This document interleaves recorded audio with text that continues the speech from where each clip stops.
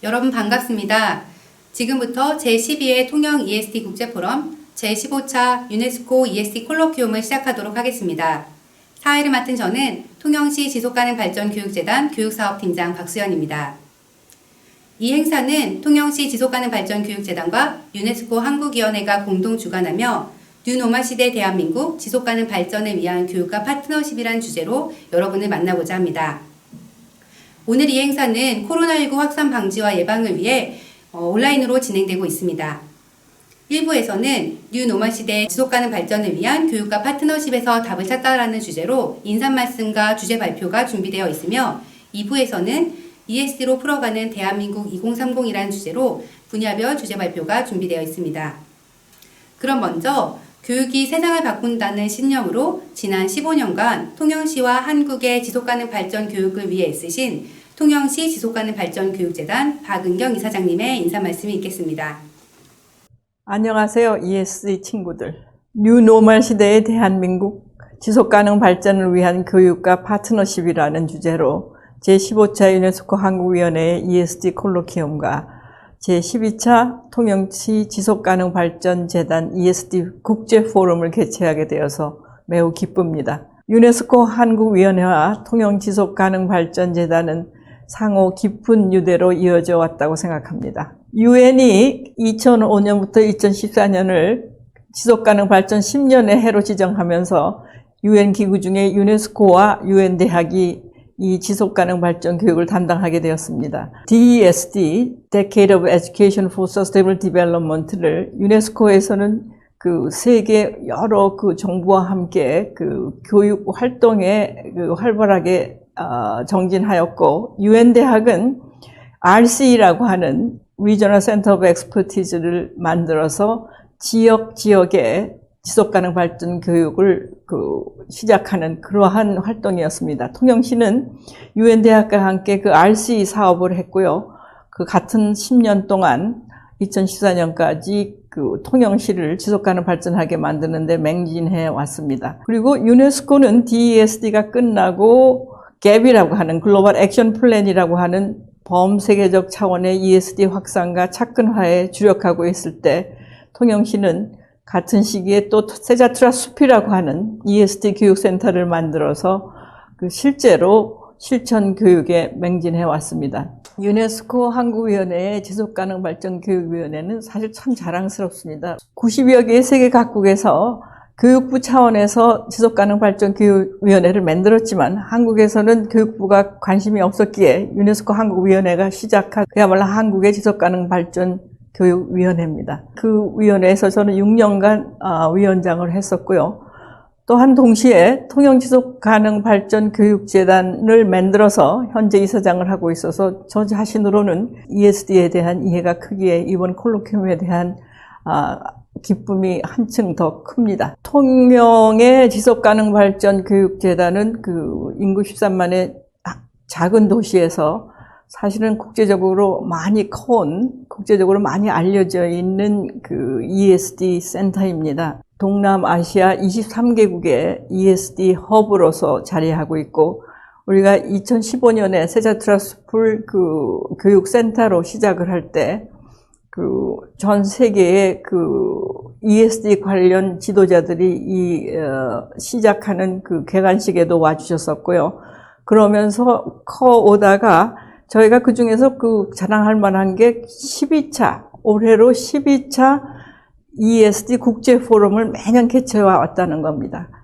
그리고 또 한 가지 제가 더 거론하고 싶은 거는 작년 9월에 유네스코 파리 본부에서 우리 통영에 와갖고 이렇게 아까 말씀드린 갭이 끝나가는데 이제 우리가 무엇을 할 것인가 했을 때 SDG, 여러분 다 아시는 SDG를 어떻게 그 교육 쪽에서 실천하느냐 할 때 앞으로 우리는 어떻게 가느냐 하는 회의를 한 2030 ESD 회의 중에 큰 회의를 16개국에서 모인 30여 명의 전문가들이 모여서 미래를 계획하는 회의를 했다고 하는 것입니다.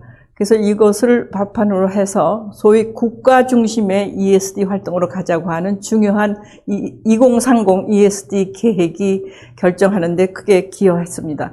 그리고 우리 그 재단에서 한 것 중에 이번 그 팬데믹과 연계된 것은 그동안 우리가 준비해왔던 지속가능 발전 교육 온라인 15강을 이번에 시작했다고 하는 겁니다. 우리가 ESD 강사들도 배출했고 또 동시에 준비해왔던 15주에 일주일에 한 번씩 15주 동안 할 수 있는 ESD 강좌를 중고등학교, 초등학교에서 통영시 안에 있는 그 학교들에서 시행하고 있습니다. 이것은 이번 코로나19에 맞물려서 우연히 그렇게 시대적으로 맞물리는데 이런 식으로 새로운 그 시대에 맞는 그런 활동도 하고 있다는 것을 자랑스럽게 생각하고 싶습니다. 우리가 이렇게 겪어보지 못한 새로운 그 뉴노멀의 시대에 이렇게 어떻게 살아야 하는가 할 때 ESD는 너무나 적합한 주제입니다.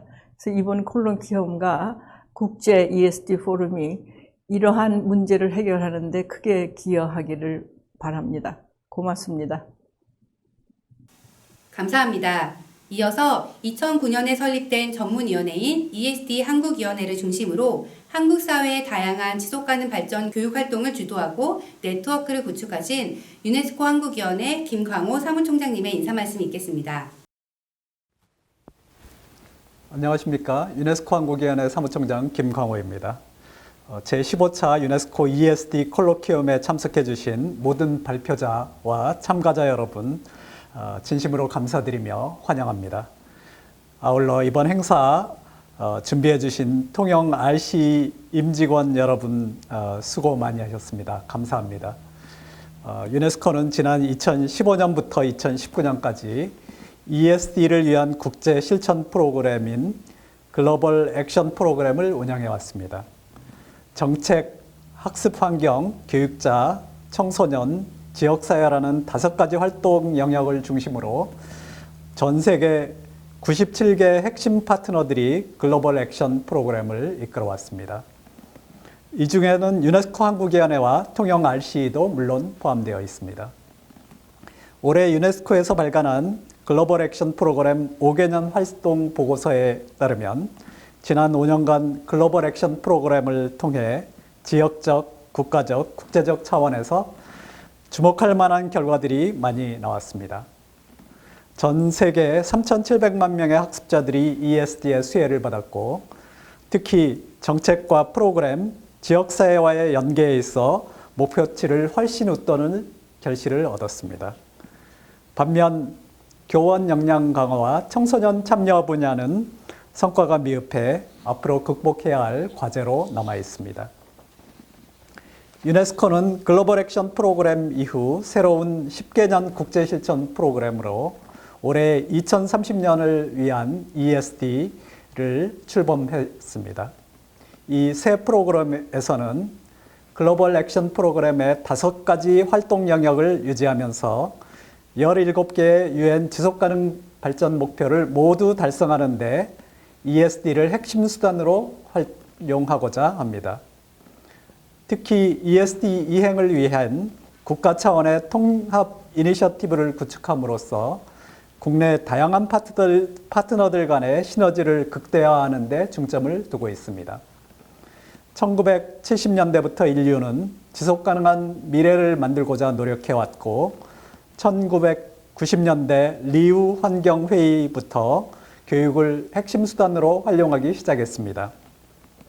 그러나 환경 파괴, 기후변화, 빈부격차 등 여러 글로벌 이슈들이 장애물로 작용하고 있고 특히 올해 발발한 코로나19 사태로 사회적 불안정성과 불확실성이 한층 더 높아졌습니다.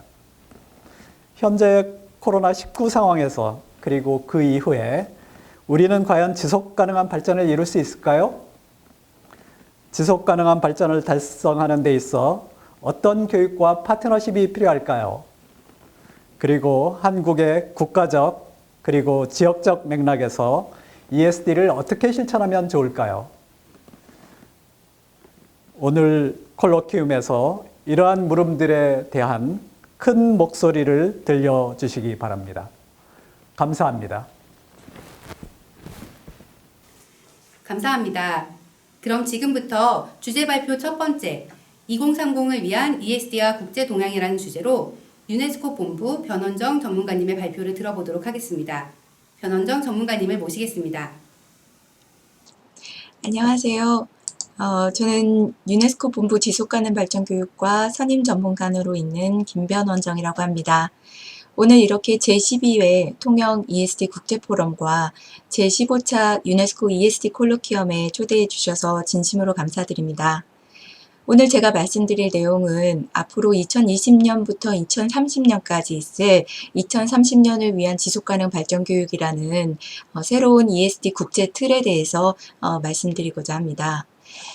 오늘 제가 드릴 말씀 순서는 먼저 지속가능 발전 교육과 유네스코 역할에 대한 전반적인 배경에 대해서 간단히 소개드리고 그 다음에 이제 새로운 국제 틀인 지속가능 발전 교육과 2030년 계획에 대해서 말씀드리도록 하겠습니다. 먼저 지속가능 발전 교육과 유네스코의 역할에 대해서는요. 유네스코는 지속가능 발전 교육 유엔 선도기관으로서 그동안 전 과정을 통해 국제사회에서의 지속가능 발전 교육 확산을 위해서 노력하면서 특히 ESD 국제 틀을 마련하고 그 실행을 회원국과 이해 당사자들 간에 조율하는 그런 역할들을 하고 있습니다. 또한 이해 당사자 네트워크를 구성해서 지원하고 협력을 조정하는 그런 작업과 국제적인 ESD 실천 공동체를 구성하고 우수 사례를 발굴하고 그리고 지속가능 발전 교육 목표와 전체 2030 지속가능 발전 목표 간의 성과 모니터링도 담당하고 있습니다. 이러한 과정 속에서 2005년부터 2014년까지 유엔 지속가능 발전 교육 10년에 이어서 있었던 글로벌 액션 프로그램이라고 하는 갭이라고 하는 이 프로그램이 2015년부터 2019년 동안 진행이 되었습니다. 그리고 그 후속으로 오늘 말씀드릴 2020년부터 2030년까지의 새로운 계획이 출범하게 되었습니다. 특히 최근의 지속가능 발전 교육의 여러 가지 논의들은 유엔 지속가능 발전 목표 17가지 목표들과 서로 떼어놓고 이야기를 할 수가 없는데요. 특히 지속가능 발전 목표 4번째 교육에 관한 목표뿐만 아니라 전체 17개 목표의 지속가능 발전 교육이 서로 연결된다는 점에서 그 의미가 더 특별한 것 같습니다. 물론 그 가운데서도 지속가능 발전 목표 세부 목표 4.7이 구체적으로 ESD를 언급하고 있는데요. 보시면 잘 아시다시피 세부 목표 4.7에서는 2030년까지 모든 학습자들이 지속가능 발전 및 지속가능한 생활 방식, 인권, 양성평등, 평화, 비폭력, 문화 증진, 세계 시민의식, 문화 다양성 및 지속가능 발전을 위한 문화의 기여에 대해서 교육을 통해 지속가능 발전을 증진시키기 위한 필요한 지식과 기술 습득을 보장한다. 이런 목표를 갖고 있습니다. 따라서 이 세부 목표 4.7 안에는 우리가 흔히 말하는 세계 시민교육과 지속가능 발전 교육이 다 들어가 있는데요. 사실 이러한 세부 구분보다는 이렇게 포괄적으로 전체 그 지속가능 발전 목표 내부에서 어떤 목표를 세워나가고 특히 각 나라별 또 각 지역별 상황에 맞춰서 어떻게 이를 이행해 나가는가가 훨씬 더 중요하다고 볼 수 있겠습니다. 그러면 이러한 배경을 통해서 배경 뒤에 이제 2030년을 위한 지속가능 발전 교육 ESD for 2030이라고 저희는 이제 영어로는 부르고 있는데요. 이 새로운 그 틀에 대해서 간단히 소개해 드리겠습니다. 2017년에 지속가능 발전 교육과 관련된 유엔 총회 결의문을 보면 ESD는 질적 교육에 관한 지속가능 발전 목표의 핵심 요소, 그러니까 그 지속가능 발전 목표 4번째인 SDG 4번째인 교육에 관한 목표의 핵심 요소일 뿐만 아니라 기타 나머지 17개 지속가능 발전 목표를 다 가능하게 하는 키 이네이블러, 그러니까 그 전체를 다 가능하게 하는 그 역할을 촉진제 역할을 한다라고 되어 있습니다.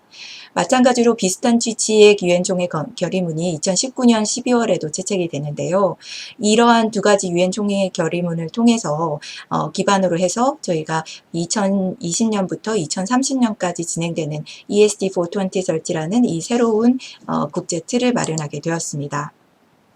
ESD와 지속가능 발전 목표를 이제 그 관계에 대해서 잠깐 살펴보면 ESD가 지속가능 발전 목표 SDG 달성에 기여하는 방법은 첫 번째로는 물론 SDG를 직접적으로 언급하지 않더라도 그동안 있었던, 특히 SDG가 시작된 2015년 이전에 있었던, 그리고 그 이후에 있었던 ESD의 모든 활동들은 사실 SDG 달성에 기여한다고 큰 틀에서 볼 수 있습니다.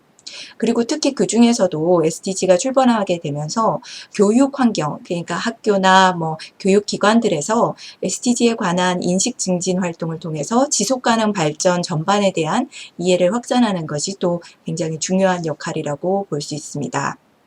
그리고 3번째로 가장 또 중요하고도 더 강조되어야 할 부분은 지속가능 발전 교육을 통해서 SDG 목표 간의 연계성과 긴장 관계를 이제 그 맥락에 따라서 비판적으로 이해할 수 있는 그런 기기를 마련한다는 것이 중요한데요. 그러니까 예를 들면 그 기후 변화나 환경 보존과 관련된 그 SDG 목표들과 또 경제 개발이나 여러 가지 다른 그 목표들 간의 긴장 관계나 또 어떤 연계성들이 어떻게 구성이 되어 있는지, 과연 이것이 상호 보완 관계를 이루고 있는지 아니면 상충되는 그런 관계를 이루고 있는지에 대해서 구체적으로 그 학습 환경에서 그 교실에서나 이제 그 학습을 하는 동안에서 여러 가지 활동을 통해 살펴볼 수 있고, 그것에 따라서 과연 그렇다고 하면 이 정말 SDG 목표를 달성한다는 것은 내가 살고 있는 우리 마을에서, 우리 도시에서, 우리나라에서는 어떤 의미를 가지며 그것이 전 세계적으로 어떤 관계를 갖고 있는가를 볼 수 있는 그런 계기를 마련할 수 있다고 볼 수 있습니다. 그래서 이러한 3가지, 그러니까 모든 ESD 활동은 SDG 달성에 기여를 하지만 구체적으로 SDG를 언급함으로써 어떤 SDG들이 있고 이런 목표들을 왜 설정하게 되었으며 이걸 통해서 우리가 하고자 하는 일들은 무엇인지에 대한 기본적인 이해를 확산할 뿐만 아니라 조금 더 비판적으로 과연 우리가 지금 하고자 하는 이 목표들이 정말 의미가 있는 것인지, 그리고 내가 살고 있는 환경 속에서는 어떤 해석이 가능한 것인지를 좀 더 비판적으로 이해할 수 있는 그런 계기를 마련한다라고 볼 수 있겠습니다. 그래서 이러한 세 가지 관점을 통해서 ESD4 2030의 주요 관점은 특히 3가지 배경을 가지고 또 출범을 했습니다. 첫 번째로 최근에 우리가 2018년부터 우리 그레타 툰버그나 여러 가지 그 청년 기후 활동가들의 그 목소리들이 이제 거리에 쏟아져 나왔었는데요. 우리 청소년들이 요구하는 그런 변화들을 과연 어떻게 교육에서 그런 전환적인 행동을 만들어내고 그 교육에서 그것을 더 촉진할 수 있는지, 개인 삶과 세상의 변화가 어떻게 연결되어 있는지를 우리가 그 교육 환경에서 어떻게 전달할 수 있고 접근할 수 있을지에 대한 고민이 필요하다라는 것이 첫 번째 고민이었습니다. 그리고 두 번째로는 개개인의 어떤 변화, 내가 예를 들면 조금 더 지속 가능한 상품을 사고 조금 더 지속 가능하게 생활하는 것만으로는 이제 전 세계적인 기후 변화와 같은 큰 문제들을 해결할 수 없다는 그런 문제의식이 있었습니다. 그래서 이 문제의식을 바탕으로 어떻게 하면 보다 사회 구조적인 변형, 예를 들면 정치 체제 내에서 아니면 경제 구조의 변화, 이런 것들을 어떻게 이끌어낼 것인가, 그리고 그것을 이끌어내는 과정들을 교육을 통해서 어떻게 준비시키고 그런 그 참여하는 연습들을 교육 환경에서 어떻게 계속 장려할 수 있을 것인가가 두 번째 큰 키워드라고 볼 수 있겠습니다. 그리고 3번째로는 기술 발전과 지속 가능 발전 교육인데요. 이미 이제 여러 가지 기술 발전들, 우리가 뭐 인공지능이라든지 다양한 기술 발전들이 일어나고 있는 가운데서도 고민이 되는 것은 기술 발전을 통해서 이런 지속 가능한 발전의 문제가 해결되었다는 그런 환상을 갖게 되는 것이 아닌가, 이런 고민이 있습니다. 예를 들면 스마트 건물이어서 내가 여기서 그 방에서 밖으로 나가게 되면 사람이 더 이상 이용하지 않는 방에 전기가 자동적으로 꺼진다든지 물이 자동적으로 수도꼭지가 자동적으로 꺼진다든지 하는 이런 기술들이 분명히 있지만 이런 것을 통해서 결코 지속가능 발전의 문제가 다 해결되었다고 생각하면 안 된다는 점, 그리고 오히려 그 기본적인 지속가능 발전의 철학이 어떻게 잘 정립되어 있는가가 사실은 새로운 시대에 훨씬 더 중요해지고 그 새로운 기술 발전을 어떻게 비판적으로 보고 이해하는가가 더 중요해진다는 점이 또 중요한 관점으로 대두되었습니다. 특히 이와 관련해서는 기후변화와 같은 이런 변화 속에서 어떻게 하면 직업기술 교육을 바꾸고 녹색기술의 발전을 더 촉진할 것인지 이런 내용들도 포함되어 있다고 볼 수 있겠습니다. 그래서 개개인의 전환적인 행동, 사회 구조의 변혁, 그리고 기술 발전을 통해서 지속가능 발전 교육이 앞으로 더 21세기에 다음 10년 동안 어떻게 더 의미 있게 유의미한 변화를 이끌어낼 수 있을 것인가가 이 새로운 국제 틀의 핵심이라고 볼 수 있겠습니다. 그래서 이러한 그 고민을 바탕으로 해서 저희가 이제 말씀드리는 이 새로운 틀의 전체 명칭은 사실 이렇게 국문으로 해석을 하자 보면 지속가능 발전 교육, 지속가능 발전 목표 달성을 위하여. 그래서 줄여서는 2030년을 위한 지속가능 발전 교육이라고 할 수 있습니다. 기간은 2020년부터 2030년까지 진행이 되고요. 후속 사업으로서 유네스코 제40차 총회의 의결과 74차 유엔 총회 결의안을 통해서 확정이 되었습니다. 그리고 이것을 이제 본격적으로 출범시키는 회의가 원래는 올해 2020년 6월에 예정이 되어 있었는데 코로나 상황 때문에 2021년 5월 17일부터 19일까지 독일 베를린에서 있을 예정입니다.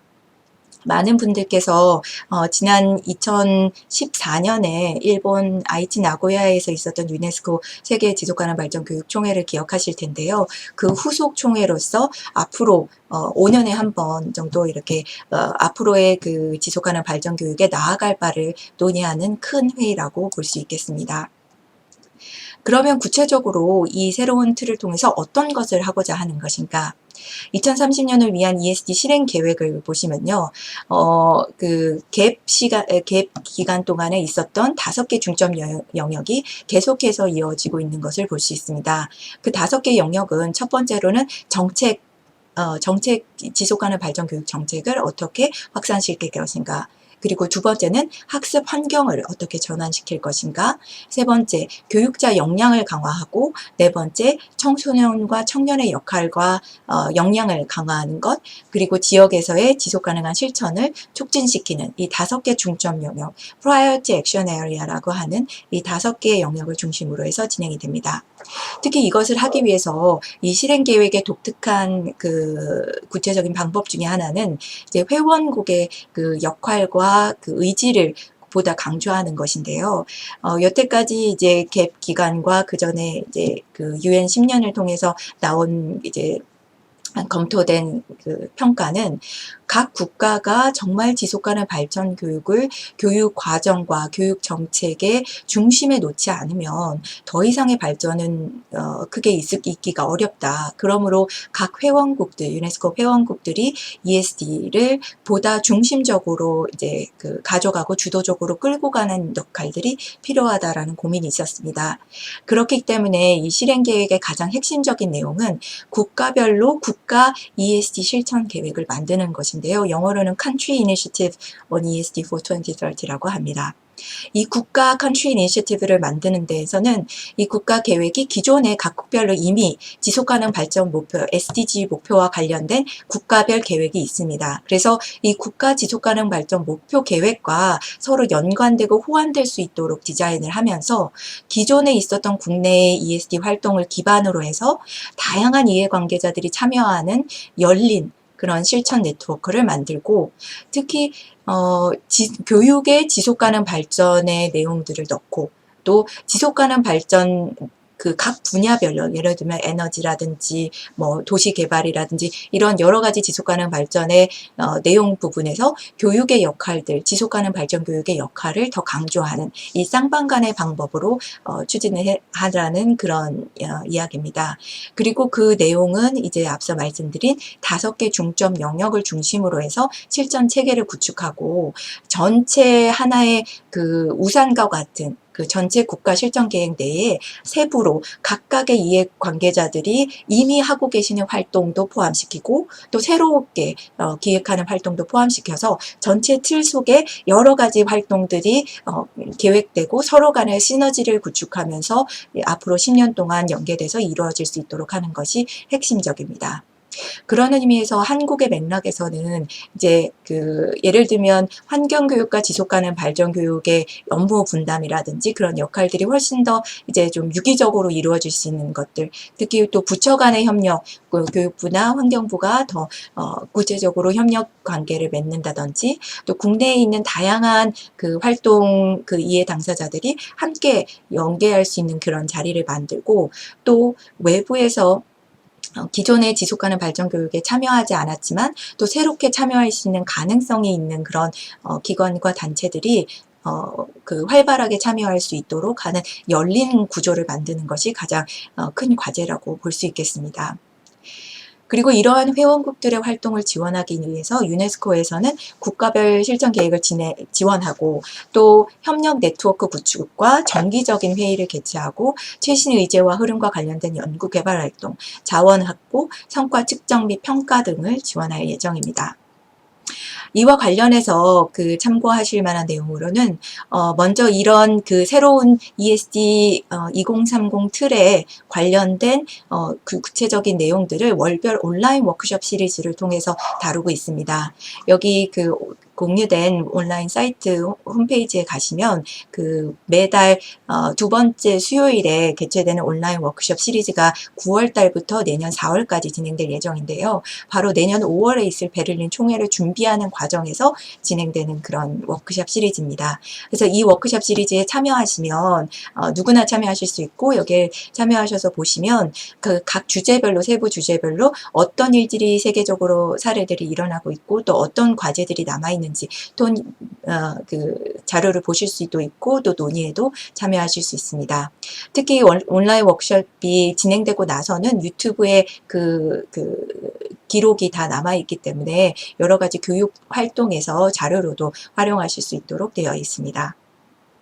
그리고 무엇보다도 중요한 것은 오늘 이 자리에 참석하신 모든 분들께서 이 지역별로 저희가 2020년 11월 다음 달에 개최할 2030년을 위한 ESD 로드맵 출범 회의에 좀 참석하시면 좋겠다고 생각이 드는데요.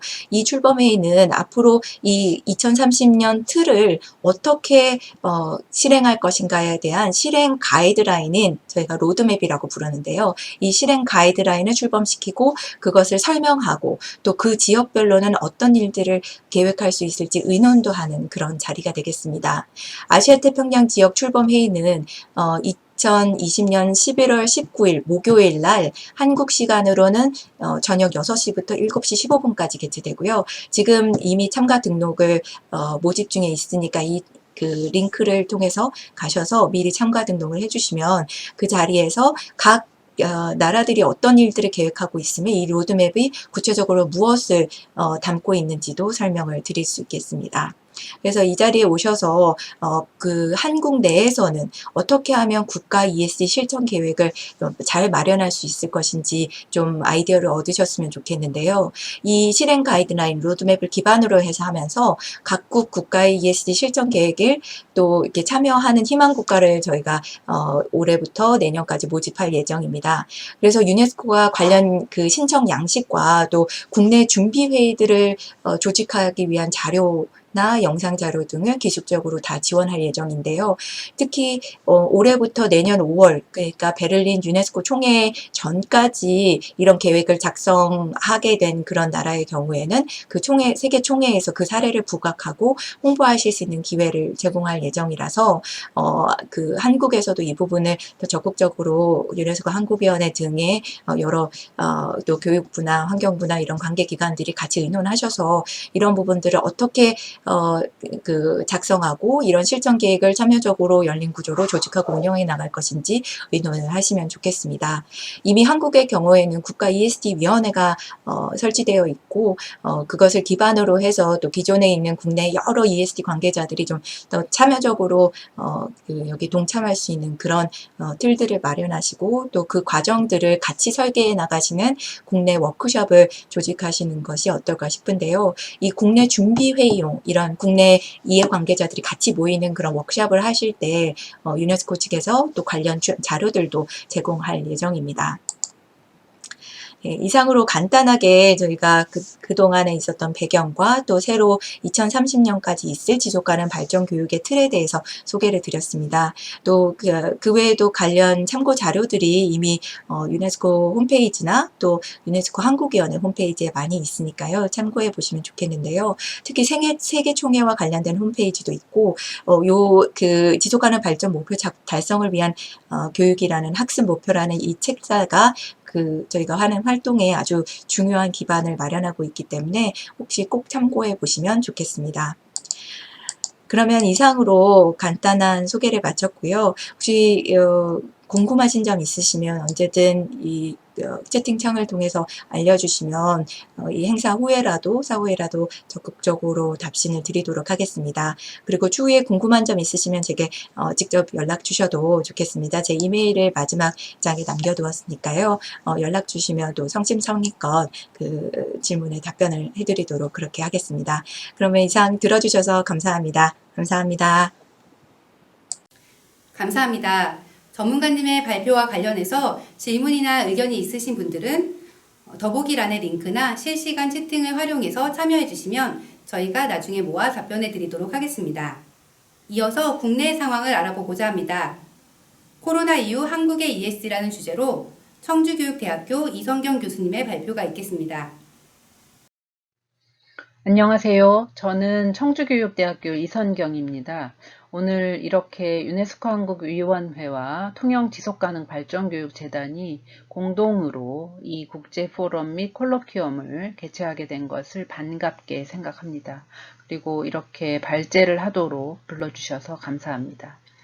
올해 6월 5일에 환경 지속가능 발전교육 도시 선언을 하는 과정을 통영에서 지켜봤었는데요.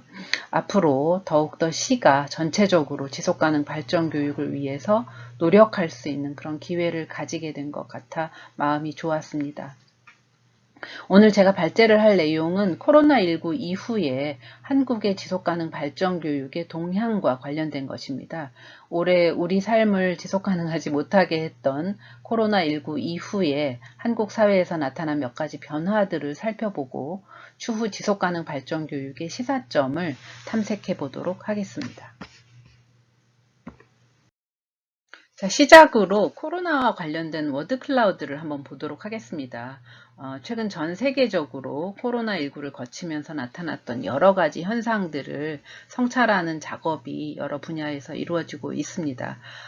지속가능 발전에서 과거에 대한 성찰, 그리고 또 우리가 현재 수행하고 있는 실제에 대한 성찰은 매우 중요하다고 할 수 있습니다. 지속 가능하지 않은 실제가 어떤 것인지 좀 진단을 하고 그것으로부터 개선점을 찾아 나가는 과정이고 그것이 지속 가능한 사회로 나아가는 그런 그 핵심적인 과정일 수 있기 때문입니다.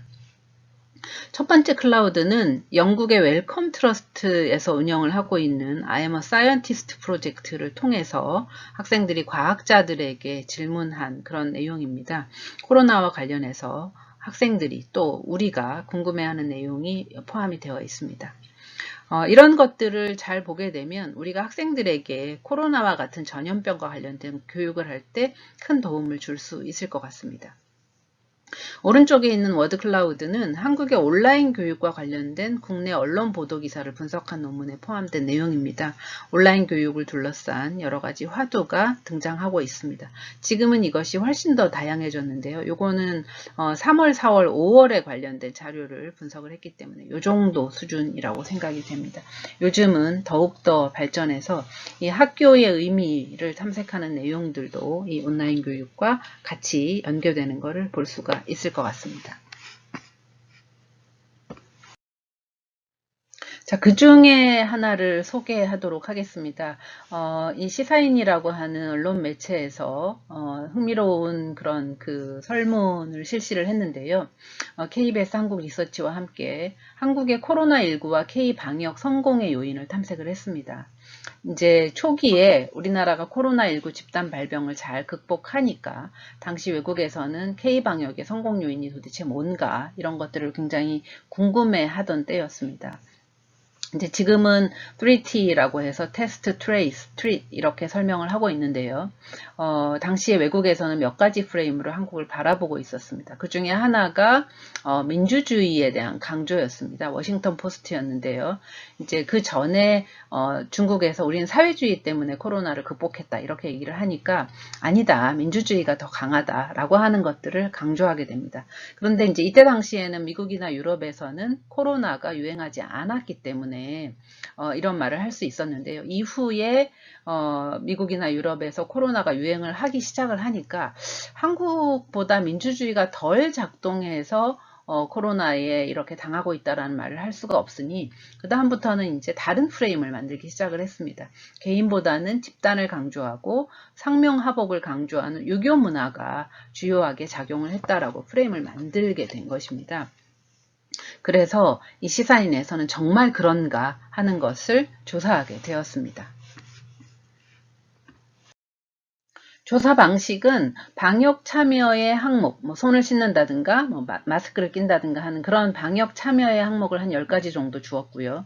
이거를 어느 정도 지키는가, 이런 거를 조사를 했고, 그 다음에 이제 별도로 투표에 참여한다든가, 혹은 정치적이거나 개인주의적인 성향을 알 수 있는 그런 질문들을 포함을 했습니다. 그리고 이들 사이의 관계를 좀 알아본 거죠. 근데 이제 그 조사 결과가 굉장히 재미있는데요. 재미있어서 여기에 참여한 기자나 교수나 이런 분들이 굉장히 놀랐다라고 이야기를 합니다. 표 1에서 지금 보여주는 것처럼 이 유교 전통을 반영한 권위주의나 집단주의에 대한 부분보다는 민주적인 시민성이 높을수록 수평적 개인주의 성향이 강할수록 방역 참여를 더 적극적으로 했다라고 하는 결과를 얻을 수 있었던 거죠. 그리고 이거는 이제 통계적으로도 유의미했습니다. 그래서 이 코로나 방역의 이런 민주적인 시민성, 수평적 개인주의가 굉장히 중요한 영향을 미쳤다라고 하는 것을 확인할 수 있었고요. 또 하나 여기 또 오른쪽에 나와 있는 것은 코로나19와 관련해서 사람들이 여러 가지로 이제 생각을 하고 있는데요. 그 중에 방역에 더욱 더 열심히 참여하게 되는 거는 우리나라 사람들이 걱정하게 되는 것은 내가 확진자가 될까봐 두렵기도 하지만 주변 사람들의 피해를 끼칠까봐 더 두려워하고 있다라고 하는 것을 확인할 수가 있었습니다. 코로나19 이후의 생각의 변화도 읽을 수가 있는데요. 정치에 대한 관심이 늘고 세금이 제대로 쓰인다 이렇게 믿게 됐고요. 건강보험이라든가 고용보험 이런 복지제도를 신뢰하게 된 것을 볼 수가 있습니다. 그 외에도 흥미로운 내용이 굉장히 많이 포함이 되어 있는데요. 궁금하신 분은 이 3번에 걸쳐서 시리즈로 기획이 되었던 이 기사를 찾아보시면 좋을 것 같습니다. 이 아래에 제시가 되어 있습니다. 어쨌든 이 설문조사 결과를 통해서 자유라든가 보험이라든가 공정이라든가 연대라든가 모두를 위한 자유라든가 이런 우리 사회에서 굉장히 중요할 수 있는 그런 화두들에 대해서 고민과 논의가 진행되게 됐다라고 하는 점도 흥미롭다고 하겠습니다.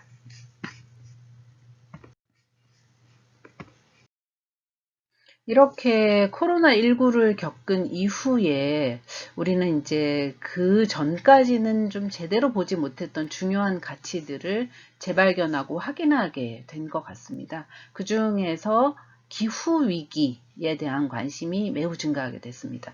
이거는 그 코로나가 기후변화가 긴밀히 연계될 수 있다라는 점은 물론이고 또 올해 우리 사회에서 굉장히 가시적으로 나타났던 기후위기의 징후들 때문인 것 같습니다.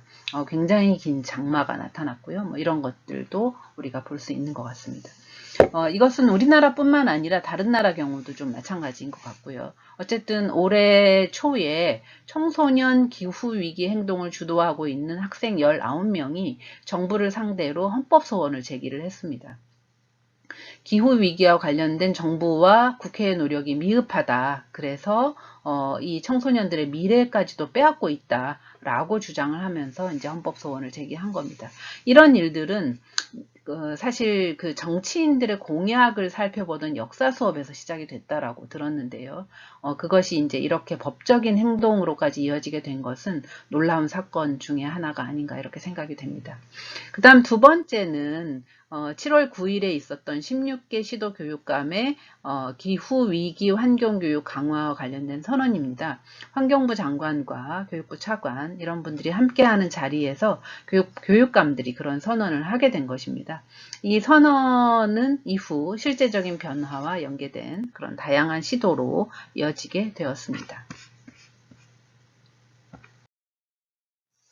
각 교육청별로도 다양한 변화가 이루어지고 있는데요. 이들 중에서 일부는 기후위기 환경교육과 관련된 교육감 선언 이전부터 이루어지기도 했습니다. 이제 먼저 서울시 교육청에서는 올해 초에 생태 전환 교육을 굉장히 중요한 화두로 설정을 하고요. 이 예산을 대폭 늘려서 책정을 하게 됩니다. 12억 내외가 되고요. 그리고 생태 전환 교육 포럼을 시리즈로 실시를 하면서 방향을 모색하게 됐습니다. 교육감 선언 이후에는 이 교육청들 사이에 범교육청 정책연구단이 발족이 돼서 이제 구체적인 그런 정책을 만들고 있는 중입니다.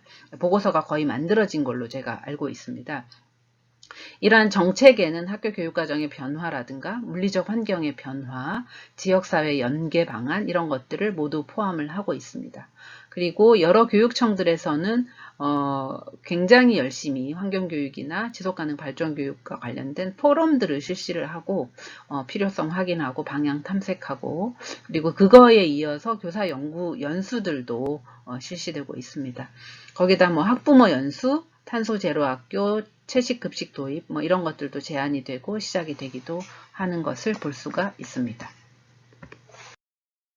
자, 이런 그 교육청 중심의 학교 교육뿐만 아니라 정부와 국회에서도 변화가 이루어지기 시작을 했는데요. 지방정부의 기후위기 비상선언, 그린 뉴딜, 그린 스마트 도시 선정, 기후위기 비상선언 결의안, 이런 것들이 포함이 됩니다. 그 중에서 이제 이런 선언들은 실제 정책으로 어떻게 이어질지는 조금 지켜봐야 하겠지만, 그린 뉴딜이라든가 그린 스마트 도시 이런 정책들은 지속가능 발전에 대해서 좀 더 고려를 하고 그래서 사회적이고 경제적인 측면과 좀 연계가 된다면 아마 우리나라의 어떤 큰 변혁으로 이어지는 계기가 되지 않을까 이렇게 생각이 됩니다. 코로나19 이후의 교육은 우리 사회의 아주 큰 화두 중에 하나인 것 같습니다. 교육과 학교에 대한 논의는 때로는 조심스럽게 또 때로는 파격적으로 이루어지기도 합니다. 이제 교육부 수준에서는 그린 뉴딜과 관련해서 그린 스마트 미래학교 사업을 진행을 하고 있는데요.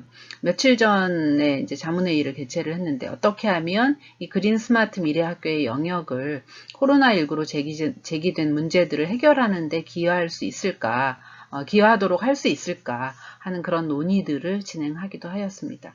그래서 단순히 노후시설 개선하고 재생에너지 도입하고 디지털 기반 인프라 갖추고 이런 거 이외에 학교가 지역사회의 지속가능성을 어떻게 지원할 수 있을까 이런 논의들도 이루어지고 있었습니다. 잘 진행됐으면 좋겠습니다. 물리적 환경뿐만 아니라 교육의 방향과 관련해서도 많은 논의들이 이루어지고 있습니다.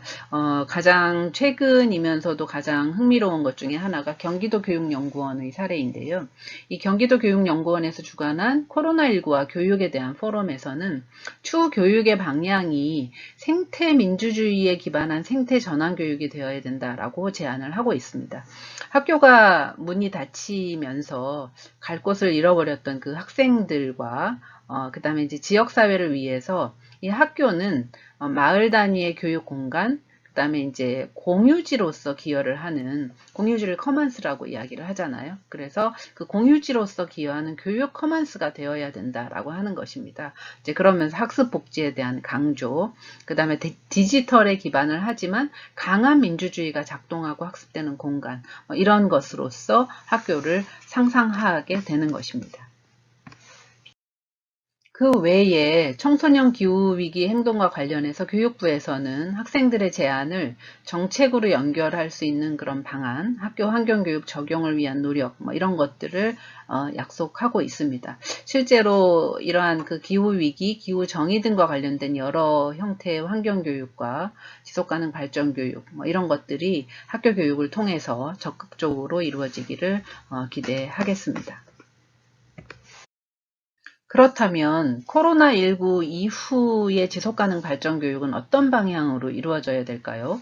코로나19를 거치면서 이제 우리 사회는 새로운 가치를 경험하게 된 것 같습니다. 그리고 새로운 교육적, 사회적 시도를 경험하게 된 것 같습니다. 아파도 학교나 직장에 나가는 것을 정상으로 생각했던 우리가 이제는 아프면 쉬어야 한다. 그리고 쉬는 그 학생들에게는 뭔가를 별도로 보상으로 제공을 해줘야 된다. 라고 하는 것을 굉장히 중요하게 경험하게 됐고 그것을 온몸으로 느끼게 되었습니다. 그러니 우리 사회가 코로나19 이전으로 돌아가는 것은 불가능할 것 같습니다. 그러니 이제 어느 방향으로 나아가야 할지 우리가 결정해야 할 것 같습니다. 과거로 돌아가는 것이 아니라 더 나은 표준을 위해서 나아가야 할 것 같습니다. 그러니 온갖 종류의 가능성이 다 열려 있다고 하겠습니다. 이런 상황에서 지속가능 발전 교육은 여러 가지 방식으로 기여할 수 있을 것 같습니다. 먼저 우리 사회가 얼마나 위기에 취약한지, 얼마나 다시 쉽게 회복될 수 있는지, 우리 사회가 가지고 있는 회복 탄력성, 즉 리질리언스에 관심을 가져야 할 것 같습니다. 취약한 부분을 확인하고 이것을 보완하는 과정, 이런 것들이 모두 교육의 과정이 되어야 되겠습니다. 시스템을 점검하고 논의하는 과정도 포함해야 될 것 같습니다. 우리는 코로나를 겪으면서 공공성을 강화한 시스템이 위기로부터 우리 사회에 혹은 개인의 회복에 도움을 줄 수 있다는 사실을 배웠습니다. 정책에 대해서도 관심을 가지고 이런 것들을 검토하거나 혹은 오디트하는 그런 과정들도 지속가능 발전 교육에서 중요한 부분이 될 수가 있습니다. 우리 지역이나 사회에서 취약한 주체에 대한 고려도 강조가 돼야 될 것 같습니다. 코로나와 기후변화와 같은 그런 쟁점들을 보게 되면 취약한 주체에 대한 배려나 보호 없이는 사회 전체의 지속 가능성이 불가능하다라고 하는 것을 확인하고 또 확인할 수 있기 때문입니다. 코로나19와 같은 그런 위기 상황을 거치면서 극단화되고 있는 가치나 신념들에 대한 이해도 좀 필요하겠습니다. 다른 가치나 문화를 이해하고 받아들이려고 하는 그런 노력과 기회가 필요한 것 같습니다. 또한 개인과 집단의 자율적인 학습, 논의, 실천 이런 것들을 장려하고 지원하는 그런 플랫폼도 필요하겠습니다. 이런 플랫폼은 광명시나 오산시와 같은 지역에서 매우 선도적으로 잘 진행하고 있어서 이 사례들이 다른 지역에 전파되면 굉장히 좋겠다라는 생각을 합니다. 또 하나 코로나19를 거치면서 우리가 그 중요성을 절감하게 된 것은 환경적 지속 가능성에 관련된 것입니다. 이 환경적 지속 가능성은 사회나 경제적 지속 가능성을 가능하게 하는 기반이 된다라고 하는 것을 우리가 느끼게 된 것입니다. 그러니 앞으로 지속 가능 발전 교육을 할 때에는 기후변화라든가 기후위기라든가 생물다양성이라든가 환경재난이라든가 이런 것들과 같은 환경적인 쟁점들이 지속 가능성을 위한 중요한 진입로가 될 수 있도록 해야 될 것 같습니다. 물론 이제 이런 것들을 접근을 할 때 사회적이고 경제적인 측면에 대한 배려 혹은 고려들은 꼭 들어가야 할 것 같습니다. 이제 그런 걸 통해서 쟁점이 복잡하다라고 하는 것을 이해하고 비판적으로 사고하고 시스템적으로 사고할 수 있는 그런 역량을 좀 길러주어야 할 것 같습니다. 예, 테크놀로지의 중요성도 늘 강조가 되고 있는데요. 사실 이 테크놀로지 없었다면, 줌 없었다면, 혹은 뭐 다른 그런 이 화상회의 도구가 없었다면 이런 회의도 아마 불가능할 거라고 생각이 됩니다. 그렇지만 그런 것들을 적극적으로 사용을 하되 비판적으로 사용할 수 있는 것들도 고려를 해야 될 것 같습니다. 마지막으로 그 세계 시민교육과의 연계를 좀 강조하면서 마무리를 하고 싶은데요. 우리가 코로나19를 겪으면서 우리는 더 이상 분리된 개인이 아니다. 세계와 동떨어져 살 수 없다라고 하는 사실을 절감할 수 있었습니다. 그래서 우리가 세계 시민이라고 하는 것을 당위가 아니라 성찰을 통해서 세계 시민으로서의 정체성을 좀 가질 수 있게 하면 좋겠습니다. 여러 쟁점 속에 들어있는 여러 사항들을 확인을 하면서 지역 수준에서, 국가 수준에서, 세계 수준에서 정체성을 확인하고 이런 것들이 서로 분리된 것이 아니라 연계되어 있다라고 하는 거. 그래서 때로는 편안하고 때로는 불편할 수도 있고 그렇지만 우리는 모두 다 관련이 된다라고 하는 거를 좀 확인할 수 있도록 되어야 하겠습니다. 이제 그런 과정에서 우리가 코로나19를 극복하는 그런 과정에서 부각이 되었던 민주적 시민성과 배려하고 연대하는 그런 가치의 중요성도 강조될 수 있어야 하겠습니다. 이후에 그 여러 가지 사례들이 보고되는 것으로 알고 있는데요. 이 사례들을 보시면서 이런 지속가능 발전 교육에 관련된 여러 가지 구체적인 그런 아이디어를 많이 만드는 그런 콜로키움이 되기를 희망하겠습니다. 예, 들어주셔서 감사합니다. 감사합니다. 역시 질문이 많으실 것 같은데요. 앞서 말씀드린 바와 같이 발표와 관련한 질문이나 의견이 있으신 분들은 더보기란의 링크나 실시간 채팅을 활용해서 참여해 주시면 저희가 모아서 답변해 드리도록 하겠습니다. 이렇게 1부를 마무리하려고 합니다. 2부 ESD로 풀어가는 대한민국 2030은 유네스코 한국위원회 교육본부 교육팀 홍보강 팀장님께서 진행해 주시도록 하겠습니다.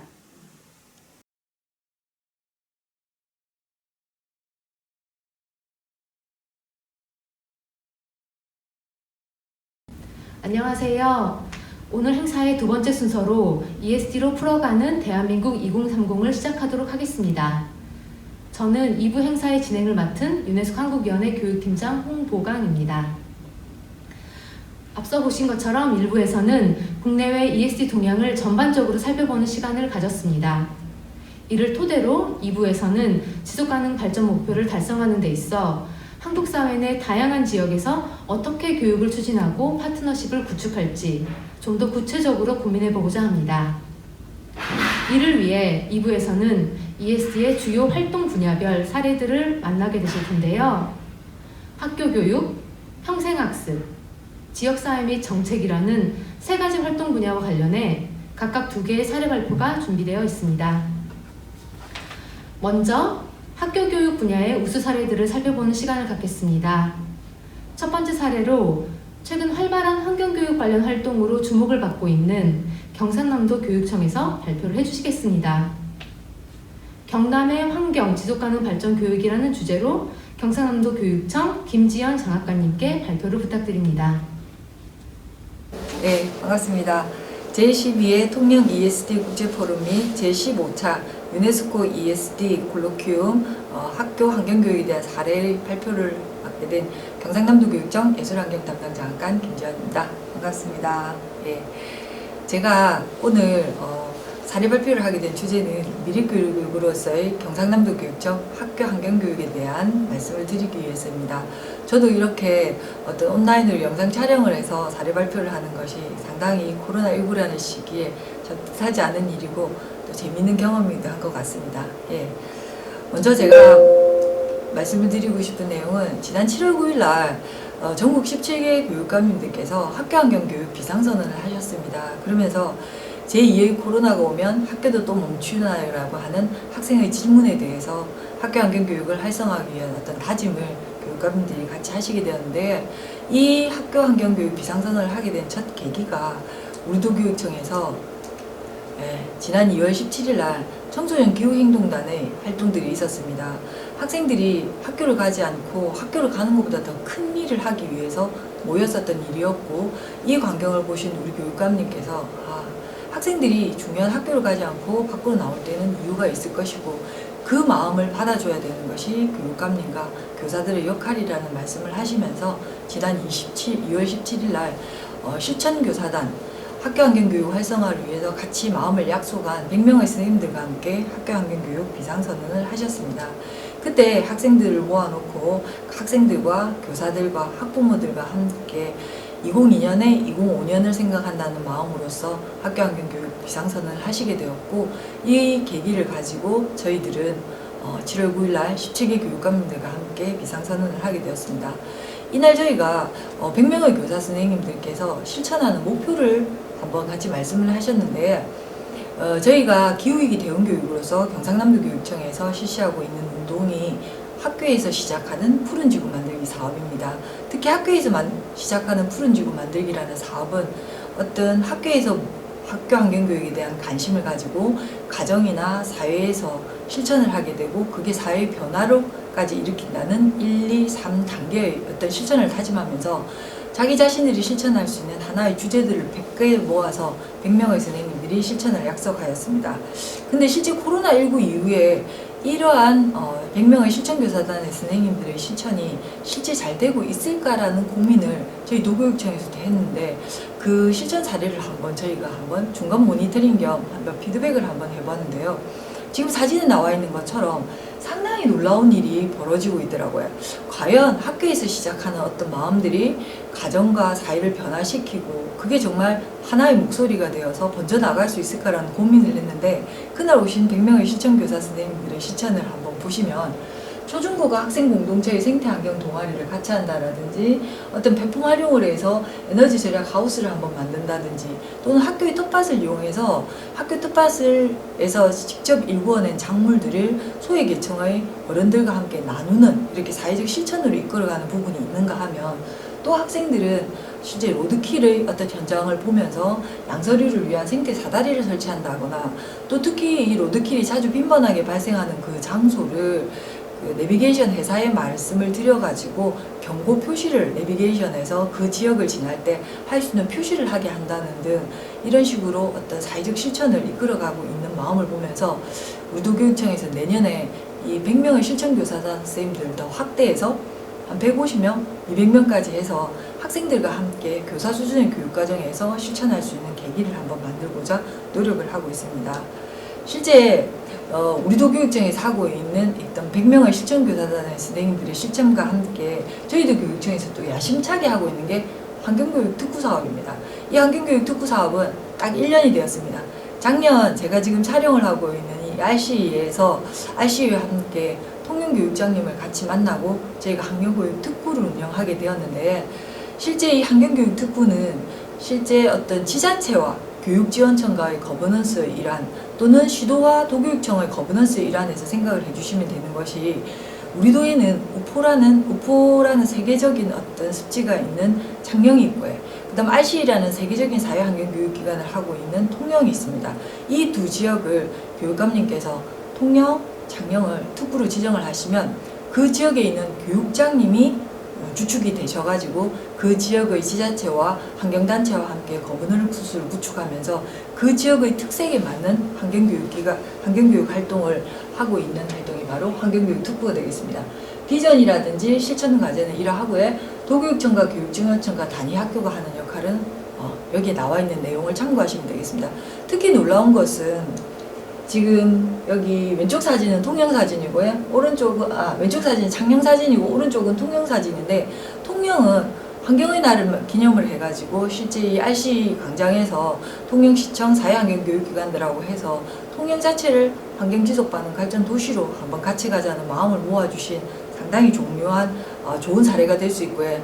특히 여기에 나와 있는 그 자유학년제를 이용한 프로그램은 상당히 정말 자랑을 하고 싶은 사례입니다.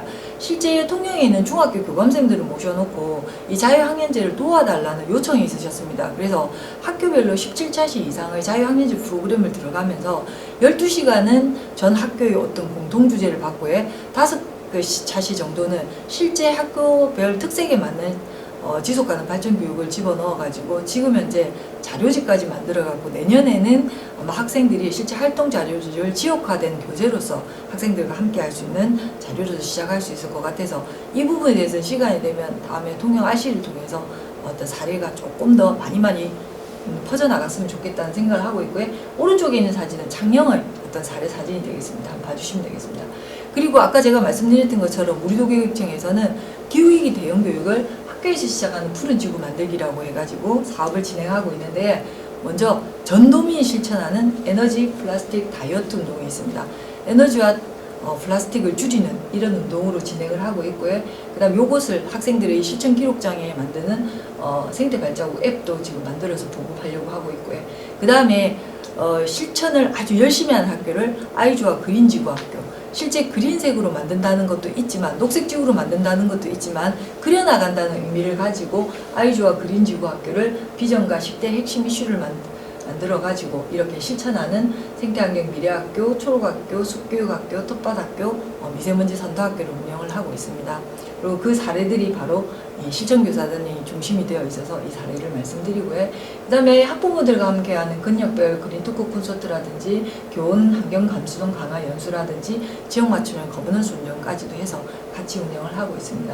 그래서 마지막으로 마무리를 말씀을 드리면서 아이들과 함께하는 학교와 교실에서 작은 실천을 한다는 이 주제를 가지고 저희 경상남도 교육청은 환경이 곧 인권이고 미래라는 관점에서 미래교육으로서 학교 환경교육을 접근하고 있고 그 중심에 환경지속가능 발전교육을 학생 중심으로 움직이고 있습니다.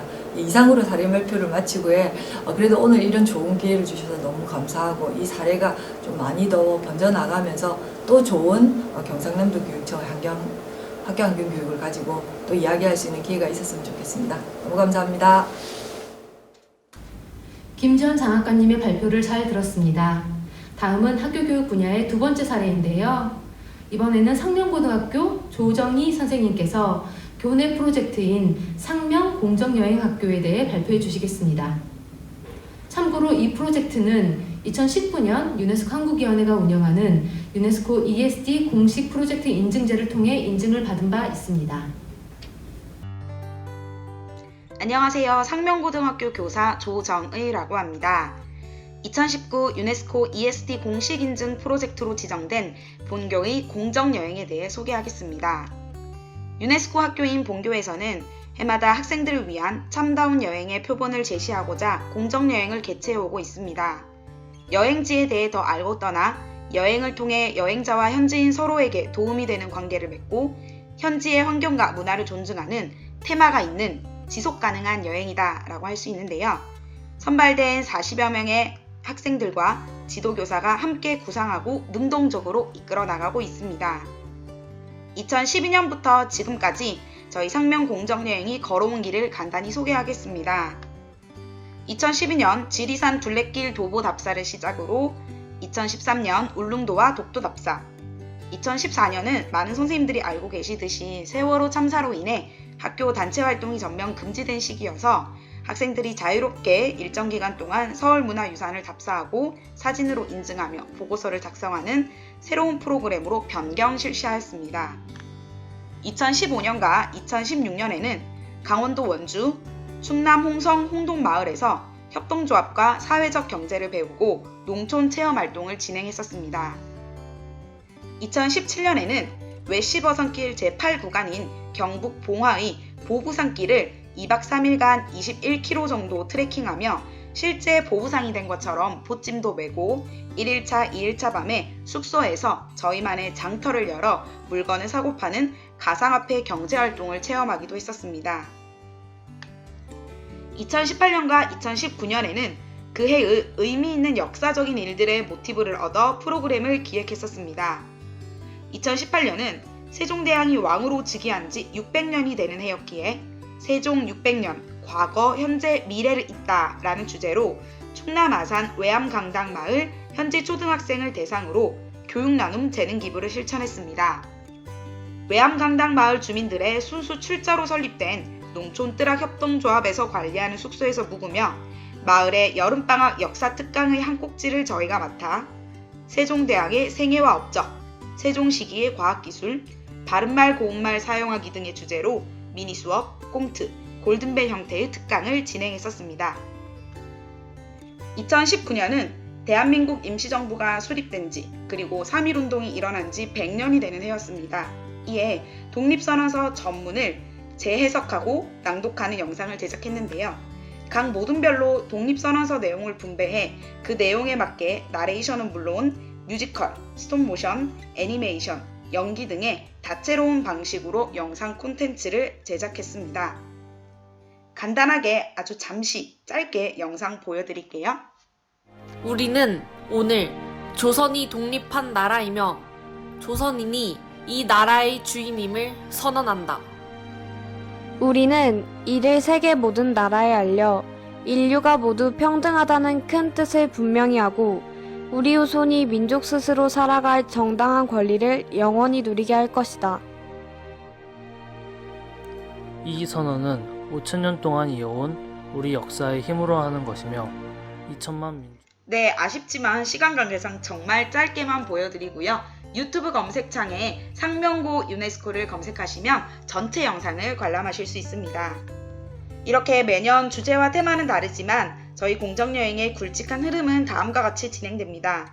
우선 여행을 떠나기 전 1주에서 2주 정도의 내실 있고 탄탄한 사전교육을 진행합니다. 테마와 관련된 독서활동을 시작으로 세부 주제를 선정해 조사하고 발표하며 우리가 갈 곳의 역사적, 지리적 의미도 함께 학습합니다. 올해 테마에 맞는 단체복의 로고와 현수막 등도 학생들이 직접 제작합니다. 여행 중에는 매일 밤 취침 전 모든 학생들이 그날의 개인 여행 일지를 작성하며 여행 기간 동안에 느낀 점과 배운 점을 기록으로 남깁니다. 또한 현지의 지역 주민과의 긴밀한 연계를 구축하며 지역 환경을 보호하기 위해 친환경 제품을 사용하고 저희가 발생시킨 모든 쓰레기는 되가져왔습니다. 학부모님들과도 온라인 소셜앱을 통해 실시간으로 소통하며 안전하고 내실 있는 여행으로서 학부모들에게 신뢰를 받고자 노력하고 있습니다. 여행 후에는 사진전, 영상회 등을 개최해 학교 전체와 공유하는 시간을 가지고 있으며 2012년부터 공정여행이 걸어온 길을 소개하는 공정여행 100서를 발간하기도 했습니다. 그리고 저희 공정여행의 가장 큰 목표는 바로 공정여행을 통해 지속가능 발전 목표 SDGs를 실천하고자 하는 건데요. 그중 가장 큰 부분을 차지하는 것은 바로 4번 목표 교육적 측면이 아닐까 싶습니다. 공정여행단을 선발하는 과정부터 다녀온 후에 모든 부분의 교육적 효과가 학생들이 교실에서 배울 수 있는 것 이상의 효과를 가져온다고 생각합니다. 또한 지역협동조합에서 운영하는 숙소와 식당을 이용하며 바람직한 도시공동체의 가능성을 엿볼 수 있었고 지역과 공정여행단의 상호 협력을 통해 긍정적인 파트너십을 체험할 수 있었습니다. 그리고 지역 환경을 배려하며 달성할 수 있는 목표 또한 이렇게 다양하게 존재하였습니다. 2020년은 코로나19 바이러스로 인해 전 세계가 위기를 맞이하면서 공정여행 또한 예년처럼 실시할 수 없게 되었습니다. 하지만 여행을 못 간다고 해서 그 명맥을 아예 끊어지게 할 순 없잖아요. 저희 공정여행의 핵심은 바로 지속 가능성이니까요. 그래서 어떻게 할까 고민을 하다가 그럼 개인적으로 여행의 주제와 테마를 선정하고 그 여행에서 공정여행의 요소를 실천해보는 공정여행 배움토로 한번 변경 실시해보자 라는 의견이 나오게 되었습니다. 8월 이후 수도권에 사회적 거리두기가 강화되면서 여행을 떠난다는 것 그 자체가 굉장히 힘들었지만 예를 들어 평소에 잘 안 가보던 우리 마을의 지역시장을 탐방하면서 지역경제 활성화에 일조한다든지 고등학생들이다 보니 내 진로에 필요한 부분들을 배우기 위한 진로 탐색 시간을 기획한다든지 아주 작은 부분이라도 우리 삶 속에서 공정여행의 의미를 실천할 수 있게 해보기 위해 노력하였으며 실제로 여행을 떠나지 못한다 하더라도 그 여행을 기획해본다는 것에 굉장히 큰 의의가 있다라고 생각해 현재도 진행 중에 있습니다. 코로나 팬데믹으로 인해 내년의 상황도 장담할 수 없지만 주어진 상황에 맞춰 저희 공정여행은 앞으로 계속 나아갈 예정입니다. 물질 만능주의가 팽배하고 배려가 사라져가는 경쟁이 만무한 입시 현실 속에서 일상에 지친 우리 학생들에게 의미 있는 쉼터와 배움터를 제공하고 아울러 세계 시민으로의 자질까지 키울 수 있는 공정여행을 만들어가기 위해 지금도 지도교사와 기획단 학생들은 머리를 맞대고 있습니다. 앞으로의 긍정적인 발전을 이룩할 수 있도록 노력하겠습니다. 감사합니다. 모두들 건강하세요. 상명고등학교 사례 발표 잘 들었습니다. 이번에는 평생학습 분야에 대해 살펴보고자 하는데요. 먼저 국내 1호 평생학습 도시 광명, 로컬텍트에서 지속가능 공동체 새 길을 찾다라는 주제로 광명시 평생학습원 김정혜 팀장님께서 학습원의 주요 활동에 대해 소개해 주시겠습니다. 안녕하십니까. 광명시 평생학습원 학습기획팀장 김정혜입니다. 광명시는 1999년 국내 최초로 평생학습 도시를 선언하면서 대한민국 제1호 평생학습 도시로 올해 21주년을 맞이하면서 시민들의 학습과 문화, 공동체 활동 공간을 확대한 신축 평생학습원으로 올해 3월 말 이전했습니다. 사진에서 보는 건물인데요. 광명시 평생학습원의 가장 큰 특징은 이 공간들이 프로그램을 제공하고 진행하기 위한 공간이 아니라 시민들과 기관, 단체, 관계자들이 이곳에서 학습하고 토론하고 휴식하고 문화와 다양한 활동들을 즐기고 다양한 공동체가 만나고 연결하는 그런 공간을 지원하는 것이라고 하겠습니다. 로컬 텍트란 언택트의 다음 개념으로 등장하고 있는 신조어로 안전한 관계가 유지되는 지역화 패러다임으로 전환된다는 새로운 트렌드가 되고 있는데요. 위드 코로나 시대에 언택트를 넘어 지역 안의 작은 커뮤니티들이 활성화되는 로컬 텍트가 지속가능 발전의 세기를 찾을 수 있다는 것으로 기대하면서 로컬 텍트에서 지속가능 공동체 세기를 찾다라는 주제로 광명시에서 진행되고 있는 독특한 사례를 몇 가지 소개해 드리겠습니다.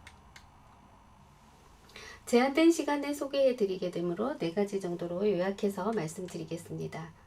먼저 함께 살기 위한 학습 광명자치대학입니다. 광명시 사회조사 보고서에 따르면 10년 후에도 여전히 광명시에 거주할 것이라는 시민들이 높은 비율로 나타나고 있어서 이웃과 함께 협동하고 동네의 문제를 해결하는 자치 리더를 양성하여 조직화하고 동네 안에서 소통하면서 동네 문제를 해결하기 위해서는 무엇을 배우고 어떻게 나눌 것인가를 현장 중심 과정으로 진행하여 분야별 시민 전문가로 성장하게 하기 위한 목표를 가지고 시청 5개 부서와 협력하여 진행하고 있습니다. 여기 제시된 5개 학과는 광명시 발전을 위한 주요 혁신 정책을 중심으로 구성했는데요. 122명의 시민들이 1학기에 참여하였고 9월 23일부터 개강된 2학기에는 117명의 시민이 참여하고 있습니다. 대면 수업으로 진행하던 중 코로나19라는 상상조차 해보지 못한 전염병 확산으로 잠시 멈추었던 시간이 있었지만 유튜브와 동영상, 줌, 다양한 방식의 온 오프라인을 병행하여 진행되고 있습니다. 2학기 개강은 유튜브 실시간으로 진행이 가능한 스튜디오에서 진행을 했습니다. 팬데믹 시대 사회적 돌봄과 마을살이라는 주제로 유튜브 특강으로 진행했습니다.